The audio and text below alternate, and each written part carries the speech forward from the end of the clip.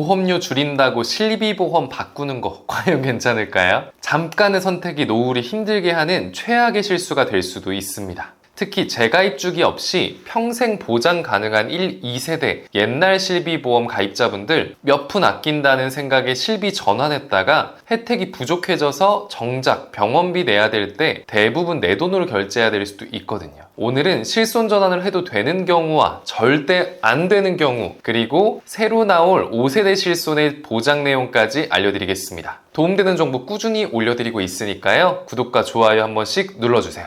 실손보험 가입자가 국내 몇 명인지 혹시 아시나요? 4천만 명 정도라고 합니다. 사실상 미취학 아동, 고령층을 제외하고는 거의 대다수가 가입했다고 할 만큼 웬만한 분들은 암보험은 없더라도 실손 하나쯤은 갖고 계시다는 걸 예측해 볼 수 있는데요. 문제는 실손보험이 갱신형이라는 점이에요.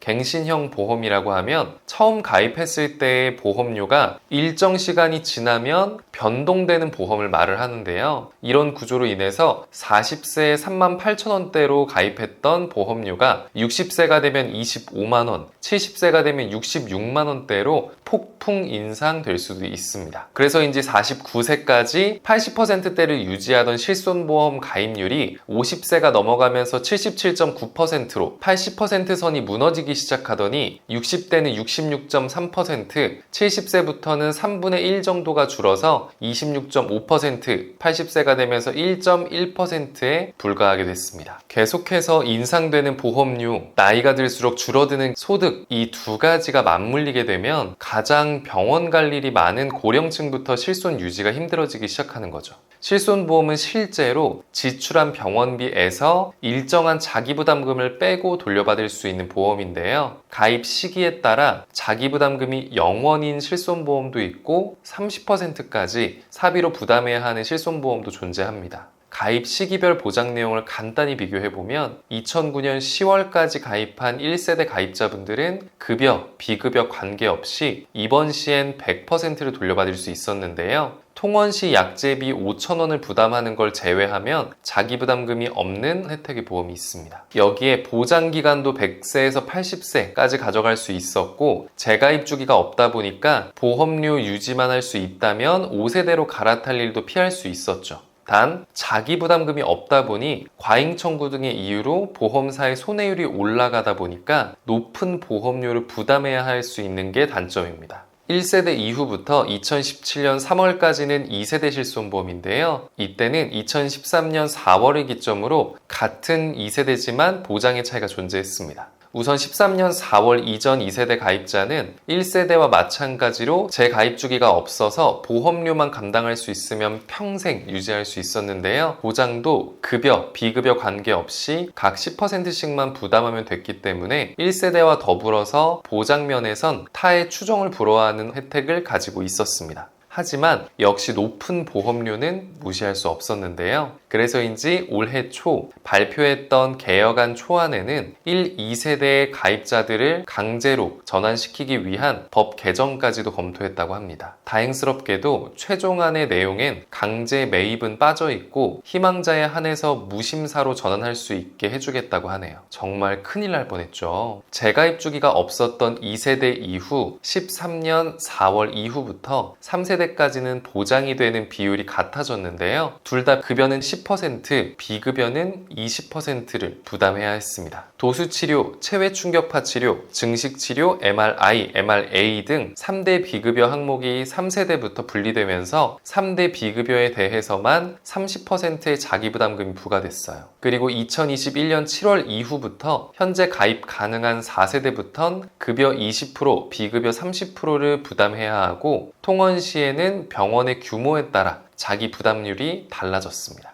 여기에 4세대부터 비급여 차등제를 실시했는데요. 비급여 차등제는 전년도 보상받은 비급여 보험금이 얼마인지에 따라 다음 연도의 보험료가 정해지는 걸 말합니다. 한 푼도 받지 않았으면 5% 할인되고 100만원 미만은 유지, 그 이상부턴 구간에 따라 할증이 되는 구조인데요. 단, 암, 뇌, 심장 같은 중대 질환에 대한 비급여 의료비는 합산하지 않는 덕분에 중증 질환에 대한 의료비와 보험료 인상을 걱정할 필요는 없습니다. 결론적으로 세대를 거칠수록 자기부담금은 늘어나고 보험료는 점점 저렴해지는 추세란 건데요. 여기서 주목할 부분은 재가입 주기가 있고 없고입니다. 재가입 주기는 일정한 기간이 지나면 당시에 출시된 실손 버전으로 갈아타야 하는 걸 말하는데요. 즉 2013년 4월 이후에 가입한 2세대 분들은 28년도, 17년도 5월에 가입한 3세대 분들은 32년도에, 그리고 재가입 주기가 5년인 21년도 8월 가입자분들은 26년, 즉 바로 내년에 다음 세대로 전환이 될 수 있다는 거죠.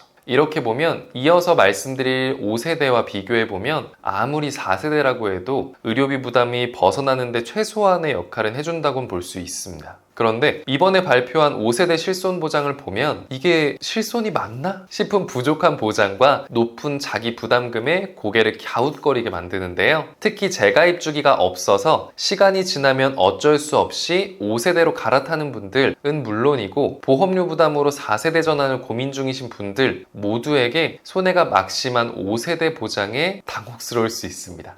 정부에서 발표한 5세대 실손보험의 내용에서 주목할 부분은 비급여, 비중증 질환에 대한 보장입니다. 일단 중증 질환에 대한 비급여 의료비는 4세대와 마찬가지로 자기부담금이 30%였다는 건데요. 반면 비중증부터는 이거 보장해준다는 게 맞나 싶을 정도인 만큼 보장 차이가 큽니다. 일단 연간 5천만 원 한도에서 1,000만 원 한도로 줄었고, 통원 한도도 회당이 아닌 일당으로 바뀌었는데요. 이게 무슨 뜻이냐면, 예를 들어서 오전에 외래 진료를 받고 밤늦게 또 외래 치료를 받았을 때 4세대에선 둘 다 20만 원씩 지급해줬습니다. 하지만 5세대는 일당이기 때문에 하루에 무조건 한 번만 보장해주겠다는 거죠. 여기에 자기 부담률도 이번 시에는 30%에서 50%로 절반으로 늘었고, 외래 시엔 50% 또는 5만 원 중 큰 금액을 공제한다고 합니다. 상급종합병원에서 외래 진료비로 4만 원을 지출했다고 해볼게요. 그럼 4세대는 최소 만 원은 돌려받고 3만 원은 부담하면 되지만 5세대 실손에선 보장되는 금액이 0원입니다. 즉 최소 보장 비급여 통원 진료비가 5만 원부터라는 의미인 거죠.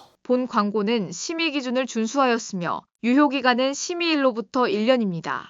이렇게 관리급여로 분류하게 된다면 3대 비급여 항목에 대한 5세대 실손의 지원은 제로에 가깝다고 할 수 있겠습니다. 90에서 95%까지의 자기부담률을 적용한다고 하니까 말이죠. 허리가 아파서 디스크 치료를 위해서 도수 치료로 100만 원을 썼다면 2세대 실손은 10에서 20만 원 정도만 내가 부담했다면 5세대는 100만 원이면 100만 원, 500만 원이면 500만 원을 그대로 내가 부담해야 할지도 모릅니다. 이렇게까지 말씀드리면 보험료에 파묻히는 한이 있더라도 절대 전환 안 해 라고 생각하실 수 있는데요. 물론 보장면에서 볼 때 5세대 보장이 가장 약하고 실손받지 않은 느낌을 지울 수 없습니다. 그렇다고 60세에 25만 원, 70세에 66만 원을 보험료로 내는 점은 역시 상당히 부담이 될 거예요. 그래서 실손 전환을 해야 하나 말아야 하나 고민 중이시라면 딱 3가지 기준을 세워보시면 어떨까 싶습니다. 먼저 첫 번째는요, 1년 동안 병원에 가는 횟수가 많다면 당연히 유지하셔야 돼요. 만성질환으로 약을 복용하는 분들이나 도수치료, 주사제 등을 자주 받아야 하는 분은 보험료가 부담스럽더라도 가지고 계시는 게 좋습니다. 그럼 몇 번 정도 다녀야 되는 거냐? 라고 물어보셔도 단호하게 몇 회 이상이다 라고 말씀드릴 수는 없어요. 그래도 한 가지 기준을 두고 생각해 보면 좋을 것 같아요. 4세대로 전환했을 때 부담해야 할 자기 부담금보다 병원비가 더 많은지 유무가 말이죠. 1세대 실손보험료 15만 원 정도로 내는 분들이 있다고 가정해 볼게요. 같은 나이에 4세대로 전환하면 보험료가 3만 원 정도라고 합니다. 그러면 전환할 경우 12만 원의 보험료를 아낄 수 있는 거죠. 12만 원이면 1년 동안 약 144만 원을 절약할 수 있는 셈인데요. 4세대로 전환했을 때 연간 자기부담금이 144만 원이 되려면 급여, 비급여 각각 의료비를 얼마씩 써야 할까요? 계산해보면 급여는 720만 원, 비급여는 480만 원이 나옵니다. 즉 1년 동안 급여 의료비로 720만 원 이상을 지출하고 비급여는 480만 원 이상 지출하는 분은 전환하시면 안 되는 거죠. 같은 논리로 병원을 갈 일이 거의 없는 건강한 분이라면 과도한 보험료보단 전환하는 게 더 이득이라고 할 수 있겠어요. 차라리 보험료를 아낀 차액으로 다른 종합보험을 추가로 마련하는 방법도 나쁘지 않습니다. 무엇보다 5세대의 실손보장이 4세대에 비해서 부족하기 때문에 5세대가 출시되기 전, 그 전에 미리 전환하는 게 좋습니다. 그럼 최소한 4세대로 5년은 유지할 수 있으니까요. 그리고 두 번째는 실손보험의 재가입 주기가 있는지 확인을 하셔야 합니다. 보험증권을 열어서 가입한 시기를 보시면 유추할 수 있는데요. 어차피 2013년 4월 이후부터 가입한 2, 3, 4세대 분들은 시간이 지나면 자동으로 전환이 될 겁니다. 전환될 거니까 굳이 벌써 바꿀 필요는 없는 거죠. 이런 분들은 현재 가지고 있는 실손을 그대로 유지하시면 됩니다. 굳이 바꿀 이유가 없어요.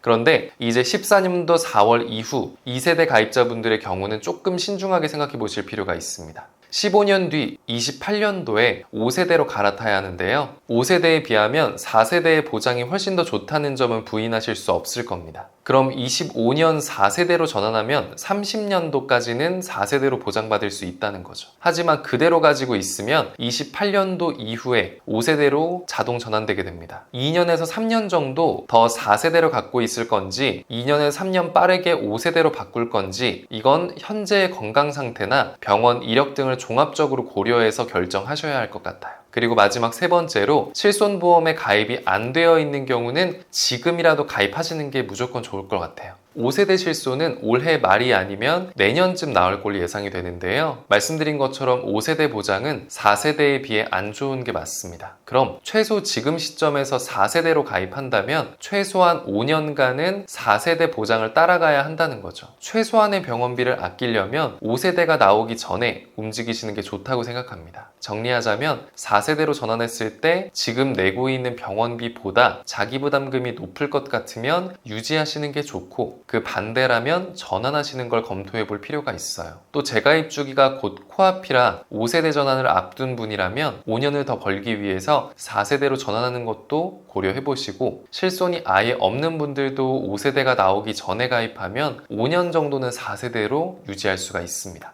지금까지 5세대 실손 보장 내용과 실손 전환을 어떤 경우에 해도 되고 하면 안 되는지를 살펴봤는데요. 보험을 새로 가입하고 보험을 바꾸고 보험을 전환하는 게 정말 쉬운 선택은 아닙니다. 언제 가입했는지 그 시기도 알아야 하고 내 실손 보장이 어떤지 그리고 5세대와 비교도 해봐야 하는 거죠. 병원을 자주 가는지 얼마를 쓰는지 여윳돈은 얼마인지까지도 살펴봐야 합니다. 하지만 전문가가 아니라면 혼자 힘으로 이런 요소를 전부 고려해서 선택하는 건 사실상 무리라고 봐야 하죠. 따라서 실손 전환이 도움이 되는지 유무는 오직 나의 이야기에만 맞춰서 설계하고 상담해줄 전문가가 필요합니다. 저희 보험신호 등에서는 불필요한 보험료의 부담을 줄이고 최소한의 보험으로 최대한의 든든함을 느끼실 수 있도록 33개 보험회사의 객관적인 통계 자료를 분석해서 한 분 한 분 상황에 맞춘 합리적인 설계를 보장부터 청구 관리까지 도와드리고 있는데요. 실손 전환에 대해 고민 중이시거나 혼자 결정하기 어려워서 상담이 필요하신 분들은 아래 번호로 언제든지 연락 주시길 바라겠습니다. 오늘 영상 도움되셨다면 구독과 좋아요 한 번씩 부탁드리겠습니다. 영상 시청해주셔서 너무너무 감사합니다.